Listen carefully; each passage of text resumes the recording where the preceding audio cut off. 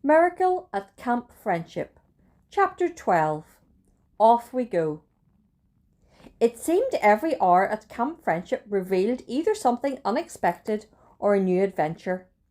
Even the weather was surprising. One minute it was cloudy and misty, and the next the sun was shining and encouraging us to follow Mr. Friendsome on some new escapade. By the time Pastor Gentle had finished his story, the sun was sparkling through the dining hall windows. I guess we needed that after hearing about Aunt Ruth and Uncle Jake's son. Mr. Friendsome wasn't about to let us mope around. "Is everyone ready to go on our hike?" he asked. "Look how the weather has cleared. Let's thank the Lord for his goodness." He looked toward heaven, smiled and grabbed his jacket. We had already had more than enough new experiences and adventures for one retreat. How could anything more exciting happen on a hike? I had little time to think about it because Mr. Friendsome was already pumping our enthusiasm. It's time we were getting started.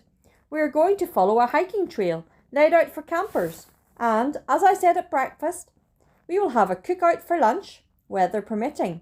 I hope you all like hobo stew. That's what's on the menu. I was hoping hobo stew would be more tasty than oatmeal, and I wondered what we'd use for dishes. "Each of you should have a canteen," continued Mr. Friendsome. Ronnie immediately threw up his hand and yelled, "I don't have one." Hapford didn't tell me to bring one. That was Ronnie, all right. Always blaming someone else for his problems. "No problem," said Mr. Friendsome without a second thought. "I found two when we were cleaning the camp office yesterday. Each of you make sure yours is filled with clean water." We all nodded, and Ronnie seemed happy. He patted his pocket where he had his compass to make sure it was still there. He was set. Mr. Friendsome continued as he glanced around our feet. "Do you all have suitable shoes for the hiking?" I had noticed earlier that he had on heavy leather boots with thick soles. He had the cuffs of his trousers neatly tucked down inside the high tops. They looked just like the thing for climbing over rocks, tree stumps and logs. And with his red plaid flannel shirt, Mr. Friendsome looked more like a lumberjack than my learning centre supervisor. I chuckled. Camp Friendship was changing all of us. "Reginald, you look all set," he said, as he continued glancing around the room. Reginald had similar boots, but he didn't have the cuffs of his trousers tucked in. "Thank you, sir. I believe suitable footwear is always a necessity." He bent over to tuck in his cuffs also. I suppose he was trying to model Mr. Friendsome. I did admire the warm-looking sheepskin vest he had gotten, especially for the trip. Susie was not to be overlooked. "I got new tennis shoes just for this retreat," she boasted and lifted one foot to show off the fancy, expensive shoes. They had thick, wide soles and a strip of reflector tape on each heel. All the rest of us had on tennis shoes too. "Those are very nice, Susie," said Mr. Friendsome. And with a hug, Miriam added, "I'm so glad you could get new shoes, Susie. I'm also glad we both came on this retreat." Sweet Miriam never seemed to hold a grudge, not even over finding lizards in her slippers. Susie beamed. Things seemed to be going just as she wanted. She had gotten attention, and she had a buddy who truly treated her as a friend. "You may want to put on an extra pair of socks to keep from getting blisters," suggested Mr. Friendsome, glancing at our feet once again. "And make sure you have your jackets. It will be chilly when we are out of the sun and deep in the forest. If you brought a backpack, strap it on and bring along any of those small camping items we talked about on the bus. Don't forget that Super Sport racer. It will come in very handy. And keep your compass handy, Ronnie. We certainly don't want to get lost." I didn't think we'd get lost, but as Mr. Friendsome's comment, Ronnie swelled with pride. The Super Sport had been getting enough attention. He just knew his compass was better camping gear. "How far are we going to hike?" asked Christy.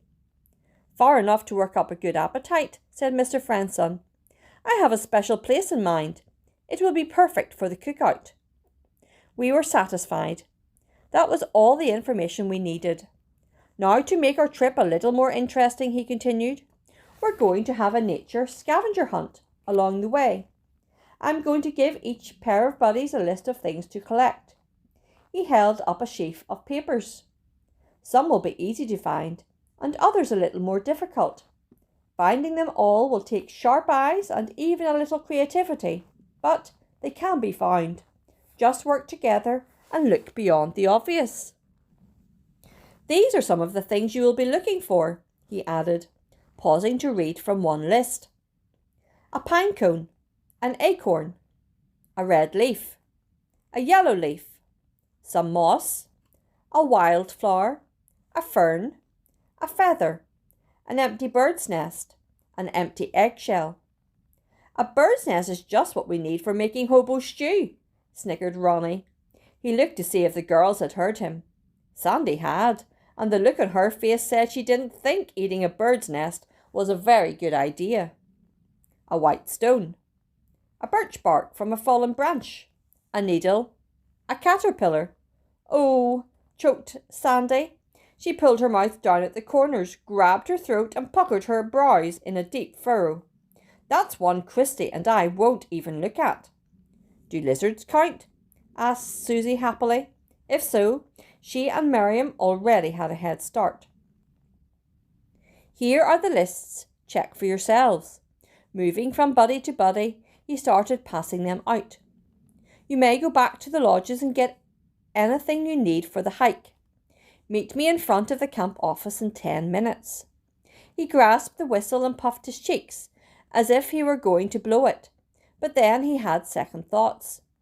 Yes, sir, we all chimed, clicking our heels together and saluting. If he were going to be a drill sergeant, we were going to be good soldiers.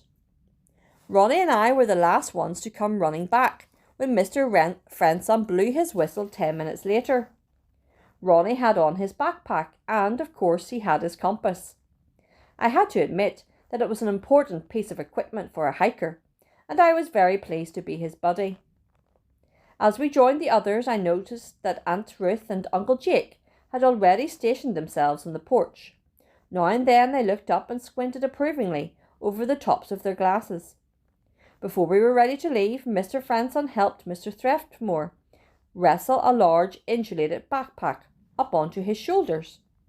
Mr. Frenson already had one strapped to his back. Pastor Gentle had the large pockets of his insulated jacket crammed full, which made him look uncomfortably stuffed. The thick woolly hat that covered his balding head completed his outdoor man look. He also had a long pole he was probably going to use as a walking stick and maybe a fishing pole. Before we started off, Mr. Frenson and Mr. Thriftmore checked everyone's backpack to make sure we had proper jackets and full canteens. As we were doing that, Pastor Gentle had said to Ronnie and me, "Did either of you see or happen to pick up my fishing line and hooks? I hung them on a nail outside the door of the lodge last night. I didn't want anyone lying or stepping on them. I forgot to see if they were there when we went back to breakfast, but when we went back just now, the line and hooks weren't there." "I didn't take them," popped back Ronnie immediately.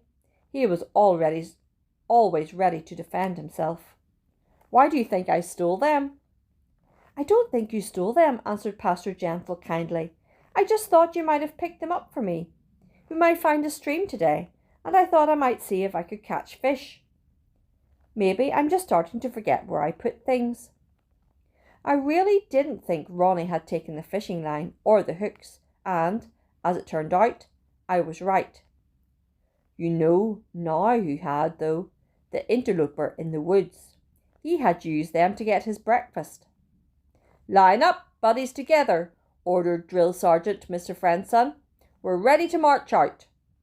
There was no more time to fuss over the missing fishing line and hooks. As we headed out, I whispered to Ronnie, "Which way are we headed?" He pulled out his compass and looked. "North," he answered. "That means we want to go south to come back." Having that compass really made him feel important. Mr. Frenson, of course, was in the lead with Miss Content and the girls behind. Pastor Gentle followed them, and Mr. Thriftmore brought up the rear with AC and J. Michael, Booker and Racer, Hapford and Reginald, and Ronnie and me in between. Tweet! As we marched off, Aunt Ruth and Uncle Jake raised their hands and slowly waved us on. I wondered how many hundreds of groups of young people like us they had seen start out on hikes. Meanwhile, our spy was just returning from catching his breakfast. He hung the line and hooks back on the nail outside of David's hideaway lodge. He could hear Mr. Friendson barking directions to us. Pastor Gentle started a chorus. I have decided to follow Jesus. I have decided to follow Jesus. As our voices trailed off, the words brought tears to the man's eyes. How many times as a young man, just like Ronnie, Acey, J. Michael, Booker, Racer, Hapford, Reginald and me, had he sung those words. Many good as well as painful memories kept returning.